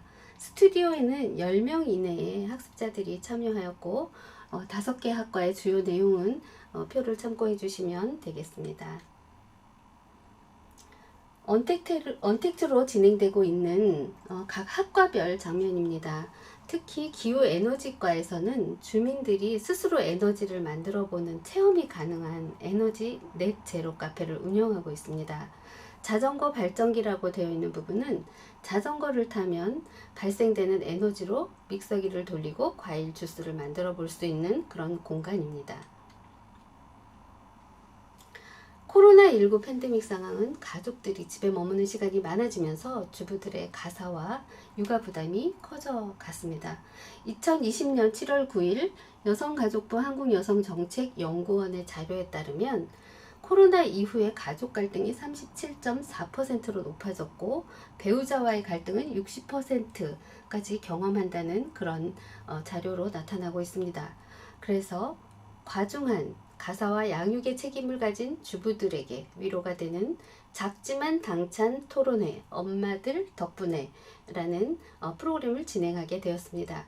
이런 소규모 단위의 토론과 학습이야말로 시민의식을 성장시키는 시민력 향상의 기반이라고 생각합니다. 그래서 이 프로그램을 가족회의 한마당이라는 프로그램으로 평생학습원 야외 광장에서 진행하고자 계획했었지만 코로나19 심각 단계로 상향이 되면서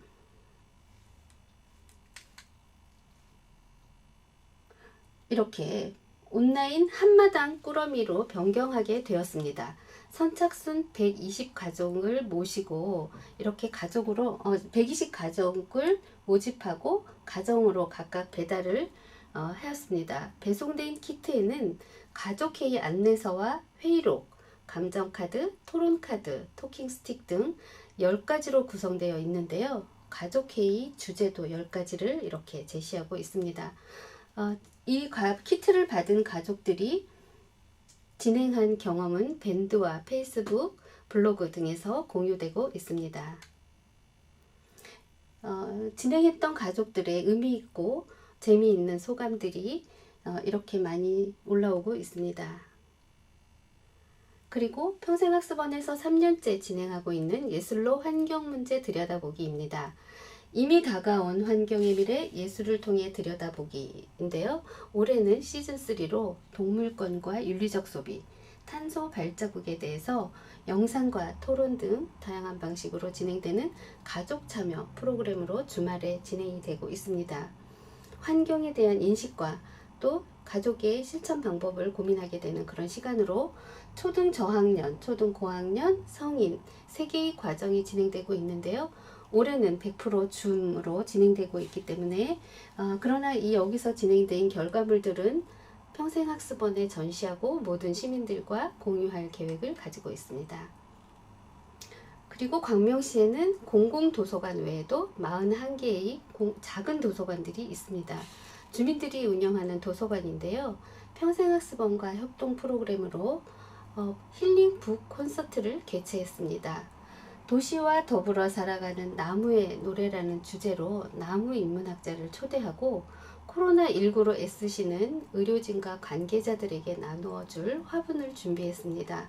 힐링 콘서트가 끝난 후에 화분 하나하나마다 감사의 메시지를 담아서 코로나19 의료진과 관계자들에게 잠시나마 힐링이 될 수 있도록 화분을 전달했습니다. 교육으로 하여금 삶의 운동이 되게 하라. 봄꽃이 피어나듯 바람이 불듯 소리 없이 곡식이 익듯 변화가 호련히 찾아오게 하라. 신영복 선생님의 말씀처럼 광명시는 학습을 통해 변화된 개인들이 지역사회와 도시를 변화시키고 작은 공동체를 만들어 더불어 함께 살아가는 로컬 텍트로 지속가능한 평생학습 도시로 나아가겠습니다. 감사합니다. 팀장님 발표 감사합니다. 다음으로는 서울 도봉구의 평생학습 활동을 살펴볼까 하는데요. 도봉 RCE 배현순 주무관님께서 도봉구 코로나 시대의 평생학습이라는 주제로 발표를 해주시겠습니다. 안녕하세요. 저는 서울특별시 도봉구청 지속가능 발전국에서 도봉 RC 총괄을 맡고 있는 배현순입니다. 먼저 이렇게 뜻깊은 행사에 초대를 해주신 유네스코 한국위원회와 통영 RCE에 깊은 감사의 말씀을 드립니다. 도봉구는 서울 북동부에 위치한 자치구로 질 좋은 일자리가 많은 경제 활력 도시, 모두가 만족하는 세대 공감 도시, 더불어 잘 사는 균형 발전 도시, 누구나 배우고 즐길 수 있는 교육 문화 도시, 그리고 주민을 우선하는 자치 분권 도시를 정책 목표를 가지고 도봉구의 비전인 사람을 향한 도시, 더 큰 도봉을 위해 노력하고 있습니다. 도봉구의 조직도를 보면 전국 지자체에서는 특이하다라고 하는 것이 볼 수 있는데 바로 지속가능 발전국이 있다라는 것입니다. 2011년부터 시작된 도봉구 지속가능 발전 추진은 작년 부구청장 직속으로 있었던 지속가능 정책 담당관이 지속가능 발전과 신경제 일자리과 환경정책과 도시재생과 자원순환과가 포함된 지속가능 발전국으로 격상이 되면서 지속가능 발전 목표 달성을 위한 도봉구의 노력과 위상을 보여주고 있습니다. 이러한 도봉구의 지속가능 발전 목표의 이행에 높은 관심과 노력은 올해 1월 유엔대학 지속가능 발전 교육 거점 도시인 RC 인증을 받는 데 큰 원동력이 되었습니다. 이것은 도봉구 지속가능 발전 목표 기본 계획입니다. 또한 지속가능 발전 목표가 전 부서와 또 유관기관들이 지속가능 발전이 무엇인가를 이해하는 것이 매우 중요합니다. 따라서 지속가능 발전 목표의 전 부서 및 유관기관의 인식화를 제고하기 위해서 SDG의 상징화 사업을 진행하고 있습니다. 앞선 노력들을 매해 대한민국 도시대상 유네스코 지속가능 발전 교육 공식 프로젝트 인증 또 이런 것들을 통해서 4년 연속 지속가능 발전 우수기관 선정 등의 쾌거를 이루었습니다.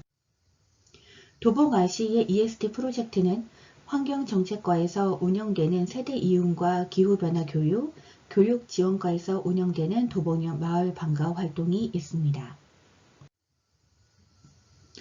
또한 도봉 RC 추진을 위한 환경 조성에서의 주요 요인은 아동 친화도시, 글로벌 학습도시 네트워크, 평생학습도시, 서울형 혁신교육지구 선정 등으로 다양한 영역에서 비록 지속가능 발전 교육의 용어를 사용하지 않더라도 이미 현장에서 행동화 실천이 이루어지고 있다는 점입니다.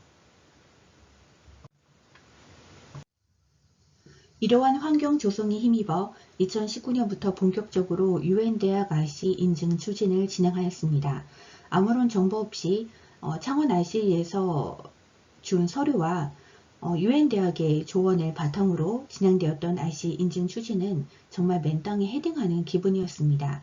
그러나 서울시 자치구 최초라는 타이틀이 많이 만들어진 시간이 헛되이 되지 않도록 많은 분들의 노고와 도움이 있었습니다. 이 자리를 빌어 감사하다는 말씀을 드리고 싶습니다. 이 사진은 서울시 자치구 최초로 개최한 2019 도봉 ESD 국제포럼 행사 모습입니다. 이러한 노력을 바탕으로 2020년 1월 13일에 UN-대학으로부터 RC 인증을 받았습니다. 도봉 RC 비전 및 운영체계에 대해서 말씀드리겠습니다. 올해부터 본격적으로 가동된 도봉 RC는 도봉 4개를 담은 지속가능 발전 학습도시를 비전으로 프로젝트, 교육, 공동체를 중심으로 서울지역 RC 허브 역할, 지속가능 발전 가치 구현, 평생 열린 지속가능 발전 학습문화 조성을 시민이 참여와 행동으로 이루어질 수 있도록 노력하고 있습니다. 이를 위해 올해 1년차 프로젝트로 ESD 교재 개발을 추진하고 있으며 구민을 대상으로 하는 지속가능 발전 대학과 ESD 프로그램 사업 공모를 운영하고 있습니다. 올해는 코로나19로 인해서 면대면 사업 운영이 어려워 타 자치구와 마찬가지로 온택트 수업을 중심으로 운영을 하였습니다. 하지만 비대면 수업을 위한 온택트 수업이 한계가 있고 지속가능 발전 교육은 몸으로 체득하는 과정이 중요하기에 블렌디드 학습을 효과적으로 할 수 있는 방안을 모색하고 있습니다. 또한 도봉 RC는 지자체 주도형의 강점을 살려 다양한 영역에서 코로나19에 대응하고 있습니다. 현재 도봉 RC 진행 현황에 대해서 말씀을 드리면 도봉 RC는 타 부서와 유관기관과의 연계를 중요시합니다. 만약 1년차 프로젝트를 독단적으로 진행했다면 그냥 사업만으로 남겨졌을지도 모릅니다. ESD 교재 개발이라는 과정이 매개가 되어서 많은 사람들을 만나고 도움을 주고받고 있습니다. 이러한 과정은 도봉 RC가 어떻게 위치를 해야 하고 지향해야 할지에 대한 방향성을 더욱 선명하게 만들어주고 있습니다. 선택과 집중 그리고 연결, 이것이 도봉 RC가 나아가야 할 방향입니다. 그래서 도봉 RC가 가고자 하는 RC의 방향은 매우 단순합니다. 지속가능 발전을 증진하기 위해 필요한 지식 및 기술 습득 보장을 위한 교육을 지향하는 것입니다.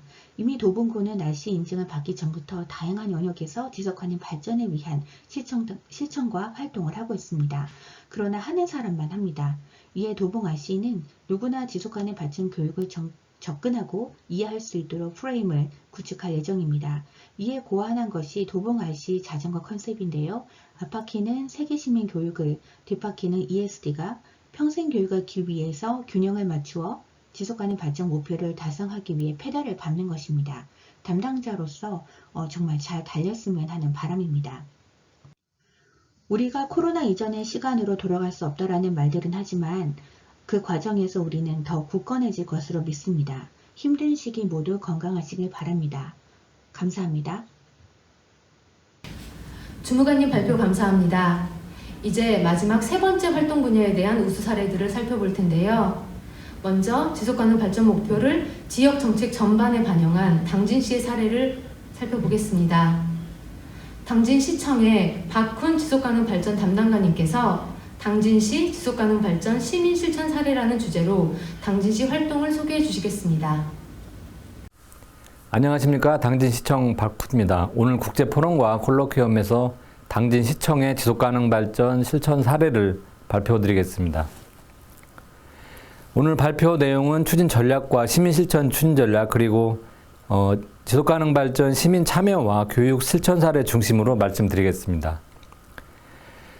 저희 당진시는 지속가능 발전 로드맵을 작성해서 추진 중인데 여기 상단에 보이시는 것처럼 저희는 시민 실천 목표를 가지고 있습니다. 그래서 시민 교육과 주민 실천 그리고 실천 조직 활동가들을 양성하는 종합적인 계획화의 지속가능 발전을 추진하고 있고 현재 추진 단계는 그 기반 구축 시범 실천 사업 단계에 있습니다. 이게 이제 올해 마무리되면 내년부터는 확산 발전하는 단계로 넘어갈 예정입니다. 그동안 추진 상황은 저희 2017년에 유엔에서 정한 SDGs 기본계획을 당진시 지속가능 발전 기본계획으로 수립을 했고 2019년에 전담부서를 만들고 한번 SDS 기본계획을 고도화를 했습니다. 그리고 올해는 주로 시민 실천과 여러 가지 시범사업을 중심으로 추진하고 있습니다. 그동안 추진 상황 중에 제일 중요한 부분은 역시 유엔에서 정한 17개 목표대로 SDS 관련된 기본계획을 세우고 6개 분야에 걸쳐서 제도 개선, 관리, 협업 조정, 인식 개선, 시민 실천, 네트워크 홍보 6개 분야의 사업을 중점 추진 중에 있습니다. 이 중에서 시민 실천과 교육 사례 2가지만 말씀드리겠습니다. 현재 방향은 저희가 5가지 정도의 원칙을 가지고 있는데 그중에 중요한 부분은 시민의 권리와 의무가 동등하게 다루어진다는 것과 두 번째는 지속가능 발전 실천 관련된 사업이 늘어날수록 시의 재정이 절감된다는 것 그리고 시민 실천이 확대되는 정책이 유지 가능성이 높은 정책이라는 이런 원칙을 가지고 추진하고 있습니다. 시민 실천 추진 방향은 일단 쉽고 재미있어야 된다는 거 그리고 시민 공동체 중심으로 단계별로 육성하는 이런 그 방향을 세우고 추진하고 있습니다. 첫 번째 소개해드릴 사례는 시민 지속가능 발전소입니다. 이는 시민 지속가능 발전소는 시민들 5인 이상이 팀을 짜서 지속가능한 프로젝트를 직접 실행하고 저희는 전문가와 함께 이걸 단계별로 이 공동체를 육성해주는 프로그램입니다. 이런 단계들을 거쳐서 점진적으로 공동체들이 더 큰 활동, 더 의미 있는 활동을 할 수 있도록 지원하는 내용이고 관련되어 있는 그 사진입니다. 처음에 시작할 때 같이 모여서 우리가 왜 이런 것들을 해야 되는지 어떤 방향으로 갈 건지를 고민했고 관련된 그 활동 영상을 잠시 보시겠습니다.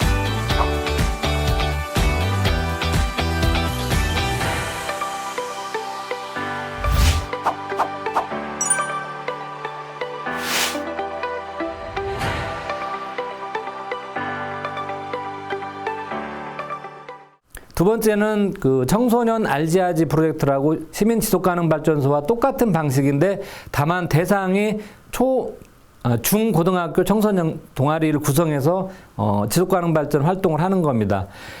처음에 기본계획 수립 자문을 그 관련된 주체들과 함께 하고 단계별로 그 계획 공지, 참여자 모집, 업무 협약 그리고 운영 평가 과정으로 진행이 됩니다.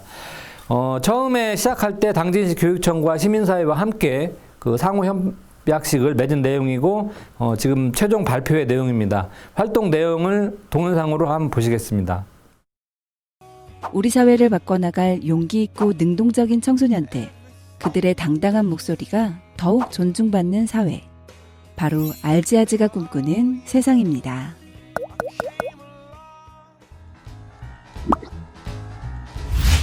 (4개월간의) 프로젝트로 시작된 RGRG.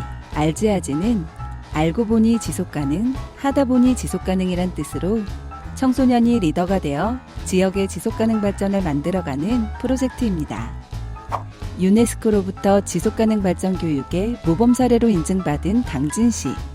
이번에는 우리의 어린 시민, 청소년들의 움직임이 시작되고 있습니다. 2019년 9월 당진시의 당찬 청소년들이 모여 6개의 동아리가 꾸려졌습니다. 그 완성은 당진의 도심을 가로지르는 물줄기 당진천의 지속 가능성을 고민했습니다. 시민들의 문화 공간, 휴식 공간으로서 문제점은 없는지 그 실태를 파악하고 활성화 방안을 찾는 활동을 이어나갔습니다. 고대 중학생들로 구성된 지구지구 동아리는 그들과 가장 가까우면서도 불편한 존재, 교복에 대한 접근을 시도했습니다. 교복이 너무 작고 불편한데 그걸 더 예쁘게 입으라고 그렇게 예쁘지도 않은 것을 그렇게 단정 지어버리지 않았으면 좋겠어요. 현재 교복에 만족하시나요? 아니요. 저희가 원하는 거는 후드티에다가 그냥 편한 긴 바지인데 저렇게 교복이 꽉 조이면은 전 학교 못 다닐 것 같아요. 해보니까 점점 제가 생각했던 그런 고정관념 같은 게 바뀌고 새로운 생각을 할 수 있고 청소년들이라고 해서 어른들이 하는 정책에만 따라간다고 생각하지 말고 우리도 할 수 있다는 자신감을 가지고 이런 정책에도 한번 참여해 봤으면 좋겠어요. 전 세계적 이슈인 지속가능 발전, 그리고 당진시의 지속가능 발전을 위한 프로젝트 알지아지에 참여한 97명의 청소년들, 우리의 문제를 보다 주체적이고 능동적으로 개척해 나가는 청소년 리더이자 당당한 시민입니다.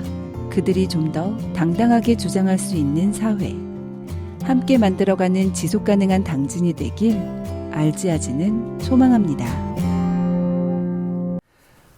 저희 당진시의 2가지 사례를 중심으로 말씀드렸고, 특히 청소년 프로젝트 알지아지를 통해서 우리 미래 세대 청소년들이 기성세대보다는 지속가능의 발전의 문제를 훨씬 중요하게 생각하고 있고 자기 본인들의 문제로 열심히 실천하고 있습니다. 이런 내용들이 더욱 확산되고 알찬 성과가 낼 수 있도록 더욱 노력하겠습니다. 감사합니다. 담당관님 발표 잘 들었습니다. 이제 오늘의 마지막 사례 발표를 들어볼 텐데요. 바로 오늘 행사의 공동 주최기관인 통영 RCE의 발표입니다. 2005년부터 지역사회에 기반한 다양한 ESD 활동을 진행해온 통영 RCE에서 코로나19로 바라본 통영 ESD 지표라는 주제로 발표해 주실 텐데요. 발표는 통영 RCE의 김민지 선임 PD께서 맡아주시겠습니다. 반갑습니다. 통영 RCE 세다트라스 교육사업팀 김민지 PD입니다. 이제 우리는 코로나19 이후 포스트 코로나 시대에 맞는 생활 방식으로 살아가야 합니다. 그런 의미에서 오늘은 코로나19 이후 지역 ESD의 전망과 과제에 대한 이야기를 해보려고 합니다. 목차는 화면과 보이는 것과 같습니다. 통영 RC 세다트라 숲을 처음 들으신 분들을 위해 저희 재단과 시민 연계 사업에 대해 간략히 소개하고 올해 7월 시행한 6차 통영 시민 인식 조사 결과를 말씀드리려고 합니다. 마지막으로 이러한 결과를 바탕으로 저희가 만들어가는 작은 변화의 노력들을 소개해드리도록 하겠습니다. 통영 RCE는 배움과 나눔으로 만드는 지속가능한 미래라는 비전으로 아시아 태평양 지역의 ESD 확산을 위한 허브센터로서의 다양한 활동들을 해오고 있습니다. 국내 최초의 RCE 센터로 지정받으면서 유네스코 심포지엄을 통영에서 개최하는 등 지속가능한 세상을 만들기 위해 많은 노력들을 기울이고 있는데요. 올해에는 통영 환경지속가능 발전교육 특구 사업 운영, 통영 환경지속가능 발전교육 도시선언, 그리고 경남의 첫 기초환경교육센터 중 하나로 지정받았습니다. 통영 RCE가 이런 성과를 낼 수 있었던 것은 다양한 시민 네트워크의 힘이었습니다. 2006년부터 현재까지 이어져 온 통영 시민교육 네트워크는 지속가능 발전 확산에 있어 비형식 교육의 중요성을 인지하고 지속가능한 교육을 목적으로 하는 관내 19개 기관단체로 구성되어 있습니다. 통영을 지속가능하게 만들기 위한 공동 프로젝트를 운영하고 올해는 섬쓰레기 모니터링을 주제로 활동하고 있습니다. 다음은 지역인재 양성을 통한 학습형 일자리 창출 사업인 ESD 지도사 사업입니다. ESD 지도사 자격과정은 지난해 민간 자격 발급 기관으로 승인받아 올해 2회째 진행되고 있는데요. 경력 단절자 및 은퇴자들에게 평생학습의 기회를 제공하고 양성된 ESD 지도사들이 각 지역에서의 ESD 가치를 실천하여 많은 사람들이 함께 변화할 수 있도록 실천하는 교육 프로그램입니다. 그렇다면 통영 RCE는 어떻게 해서 사람들의 니즈를 파악하고 맞춤형 교육 프로그램을 만들어낼 수 있었을까요?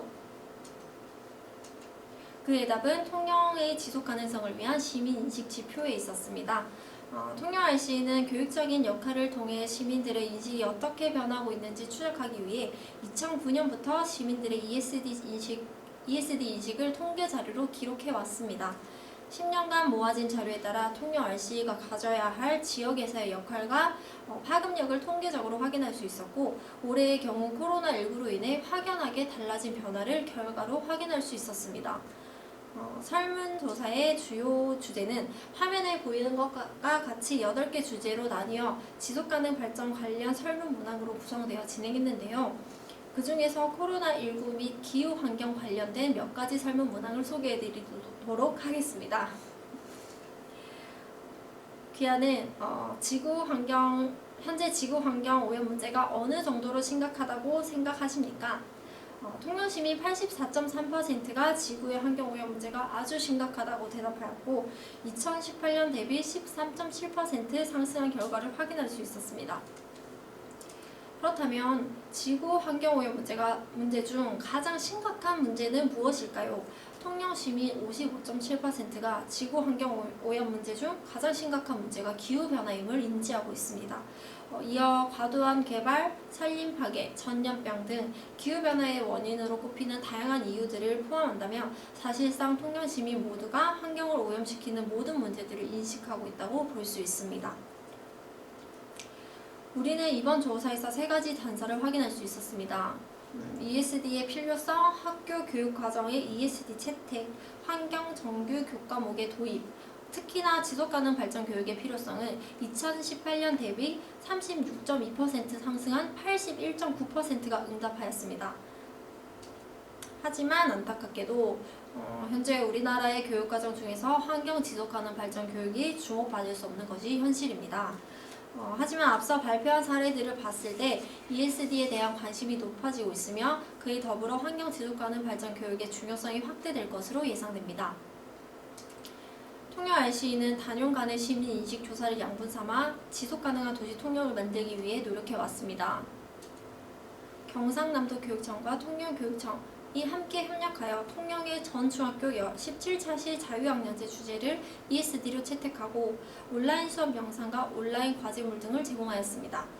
또한 등교 개학 이후에는 ESD 전문 자격증을 가진 강사들을 학교로 파견 보내어 학교별로 5가지 심화활동 수업을 실시하였습니다. 그 밖에 사회환경 측면에서는 지난 2019년 개정 4주년을 맞아 일회용품 없는 세상을 꿈꾸다라는 주제로 교육 장터를 개최하였고 일회용품 없는 축제의 가능성을 열게 되었습니다. 특히 통영은 텀블러다라는 캠페인을 통해 약 700개의 공유 텀블러를 수거하였고 15곳의 지역 축제에서 공유 텀블러를 활용하여 일회용품 없는 축제를 활성화할 수 있었습니다.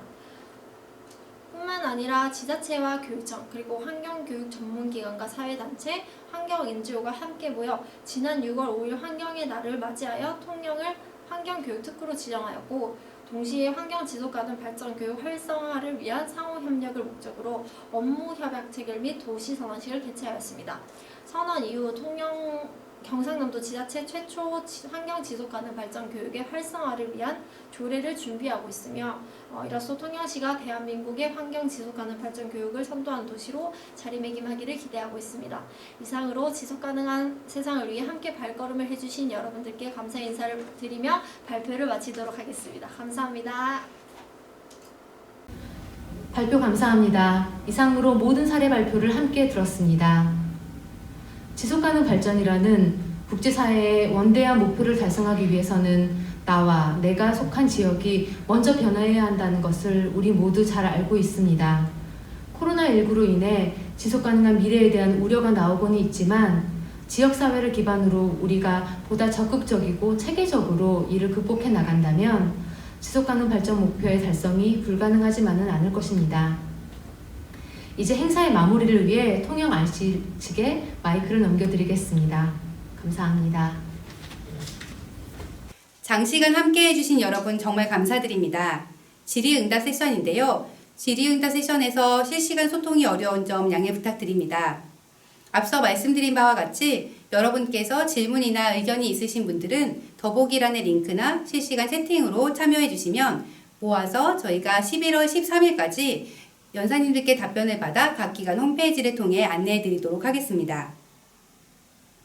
이것으로 제12회 통영 ESD 국제포럼 제15차 유네스코 ESD 콜로키움을 마무리하려고 합니다. 코로나19로 우리는 예상하지 못한 2020년을 지내고 있습니다. 무차별적 환경 파괴와 인류의 개발에 대해 다시 생각해보게 되는 이 시점에 이 행사가 우리 사회의 지속 가능성을 위협하는 환경적, 사회적, 경제적 요인과 기후변화의 기후 위기를 인식하고 해결하기 위한 지속 가능 발전 교육의 필요성과 가치 확산의 장이 되었기를 바랍니다. 오늘 행사를 마치겠습니다.